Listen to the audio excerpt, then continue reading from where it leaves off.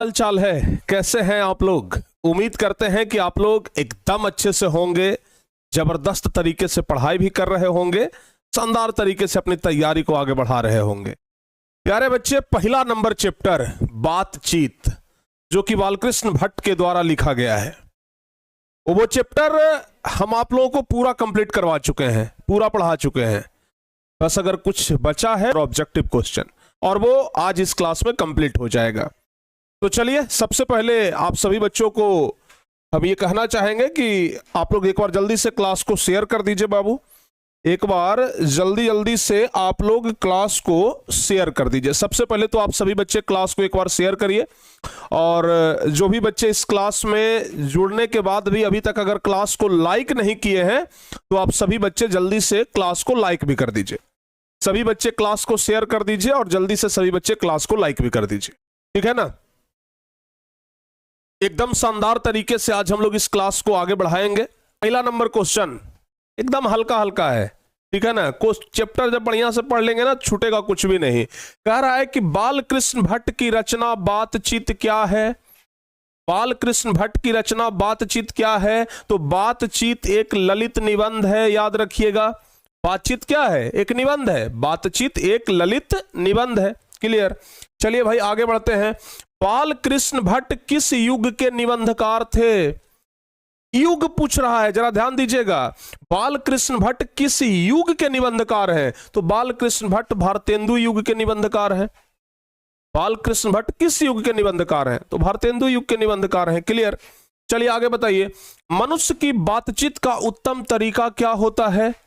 तो मनुष्य के बातचीत का उत्तम तरीका क्या होता है बाबू? कि मनुष्य के बातचीत का उत्तम तरीका होता है अवाक होकर के अपने से बातचीत करना। ये मनुष्य के बातचीत का उत्तम तरीका होता है। अवाक होकर के अपने से बातचीत करना ही मनुष्य के बातचीत का उत्तम तरीका होता है। आगे बताइए। संवाद में सबसे महत्वपूर्ण क्या है? देखो बाबू, संवाद मतलब अगर हम किसी से बातचीत कर रहे हैं तो उसमें आत्मीयता होनी चाहिए, ठीक है ना। अपने मतलब अपनापन का बोध होना चाहिए। अगर किसी से बातचीत कर रहे हैं और उसमें अपनापन का ही बोध ना हो, तो वो बातचीत का कोई फायदा नहीं। तो ध्यान रखिएगा कि संवाद में क्या होना चाहिए? आत्मीयता होनी चाहिए। चौथा का सी ऑप्शन सही होगा। चलिए पांचवा नंबर क्वेश्चन। बालकृष्ण भट्ट का जन्म कब हुआ था? बालकृष्ण भट्ट का जन्म कब हुआ है? तो बाबू ध्यान रखिएगा, बालकृष्ण भट्ट का जन्म हुआ है 23 जून 1844 को। बालकृष्ण भट्ट का जन्म कब हुआ है? 23 जून 1844 को बालकृष्ण भट्ट का जन्म हुआ है। चलिए अगला नंबर क्वेश्चन बताइए। संयोगिता स्वयंवर किसकी रचना है? संयोगिता स्वयंवर आपको बताए थे श्रीनिवास दास के बारे में, जिसकी आलोचना, ये संयोगिता स्वयंवर की आलोचना किए थे बालकृष्ण भट्ट, बताए थे ना। तो संयोगिता स्वयंवर किसकी रचना है? श्रीनिवास दास की रचना है। सी नंबर ऑप्शन सही होगा। सी नंबर ऑप्शन सही है। आगे बताइए। कौन सी रचना बालकृष्ण भट्ट की नहीं है? सातवां नंबर क्वेश्चन बाबू, कितने बच्चों को जवाब पता है? नूतन ब्रह्मचारी बालकृष्ण भट्ट के द्वारा लिखा गया है। 100 अजान एक सुजान बालकृष्ण भट्ट के द्वारा लिखा गया है। सद्भाव का अभाव बालकृष्ण भट्ट के द्वारा लिखा गया है। लेकिन परीक्षा गुरु यह बालकृष्ण भट्ट के द्वारा नहीं लिखा गया। चलिए आगे बताइए। कौन सी रचना बालकृष्ण भट्ट का है? बालकृष्ण भट्ट का रचना कौन सा है? ये रेल का बिकट खेल किसकी रचना है? बालकृष्ण भट्ट की ही रचना है। ढेर सारा उपन्यास है, सब हम आपको बताए थे, तो ध्यान रखिएगा।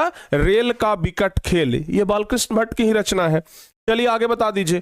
बालकृष्ण भट्ट ने कौन सा मासिक पत्र निकाला था? प्यारे बच्चों, आपको हम बताए थे कि 1877 ईस्वी में बालकृष्ण भट्ट के द्वारा हिंदी प्रदीप नामक मासिक पत्रिका निकाला गया था, ठीक है ना। हिंदी प्रदीप नामक मासिक पत्रिका निकाला गया था।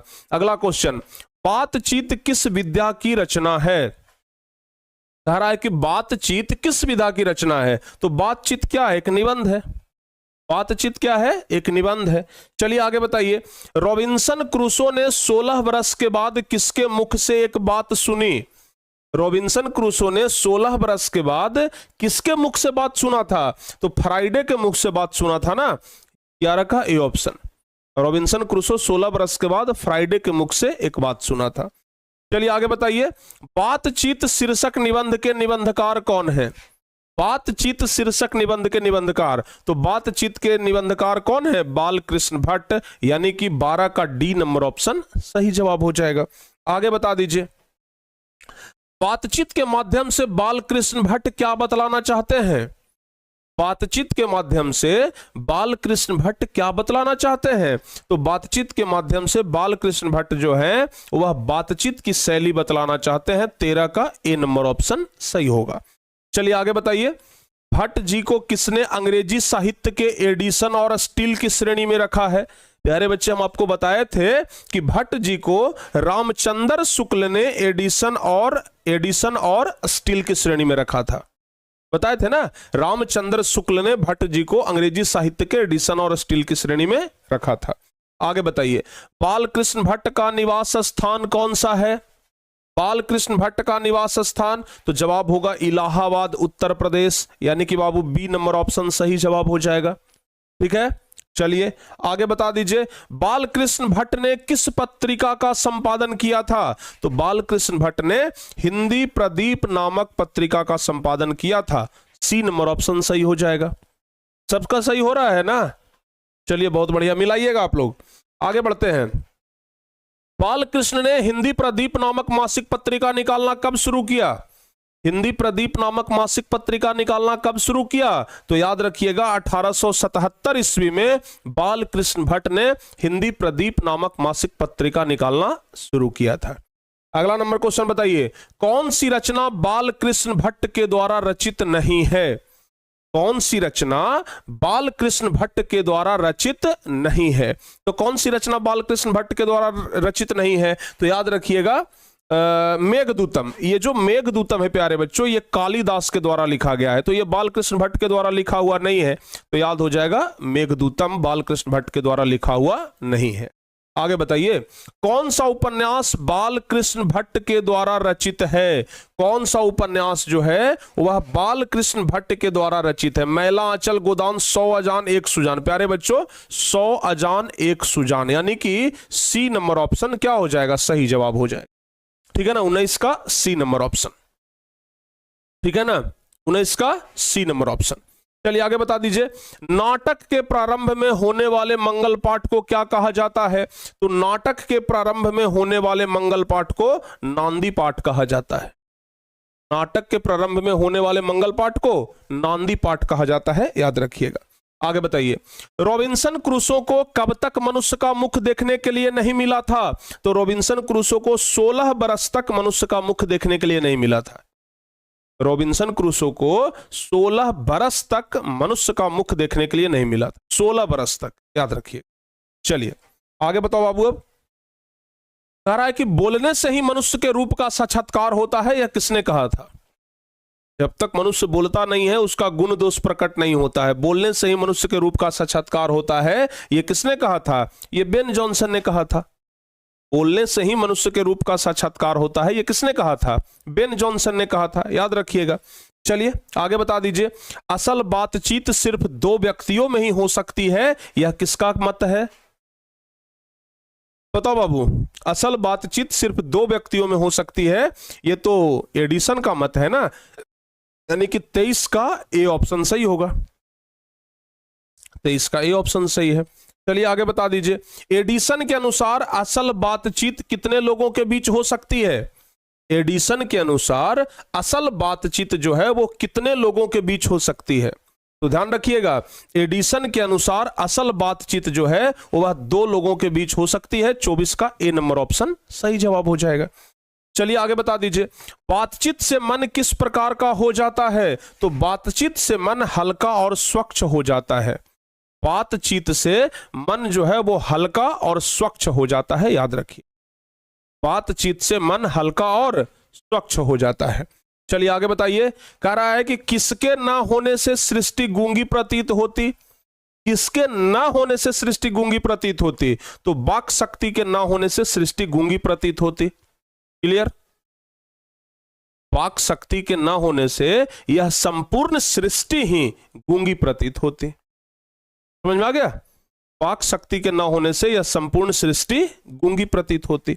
चलिए आगे बता दीजिए, आर्ट ऑफ कन्वर्सेशन कहां के लोगों में सर्वाधिक प्रचलित है? तो आर्ट ऑफ कन्वर्सेशन यूरोप के लोगों में प्रचलित है। 27 का सी नंबर ऑप्शन सही हो गया।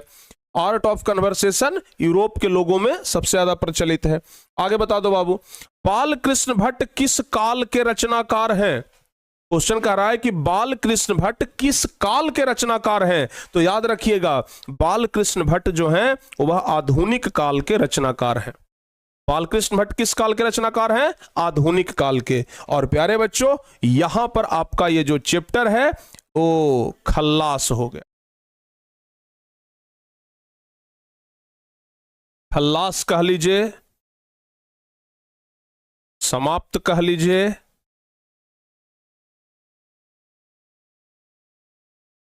The end. चैप्टर का प्यारे बच्चों, चैप्टर का राम नाम सत्य हो गया। ए भाई, चैप्टर का पूरा राम नाम सत्य हो गया। लीजिए बताओ बाबू, चैप्टर कैसा लगा है? चैप्टर का कहानी खत्म, पहला चैप्टर खत्म। पहला चैप्टर खत्म हो गया, ठीक है ना? कितना सही हुआ टोटल आप लोगों का? टोटल 30 क्वेश्चन था ना जी, 30 क्वेश्चन था ना, 28 क्वेश्चन, सॉरी 28 क्वेश्चन। 28 में तो हमें लगता है कि 27-28 सही हुआ होगा, ठीक है ना? 28 में हमें लगता है कि 27-28 सही हुआ होगा। तो चैप्टर समाप्त हो गया, ठीक है? हाँ बाबू, चैप्टर पूरा खत्म हो गया, चैप्टर समाप्त हो गया, ठीक है ना? बहुत बढ़िया। अच्छा, यहां तक सब बच्चों को समझ में आ गया? तो उम्मीद है कि प्यारे बच्चों ये पूरा चैप्टर आप लोग को समझ में आ गया होगा।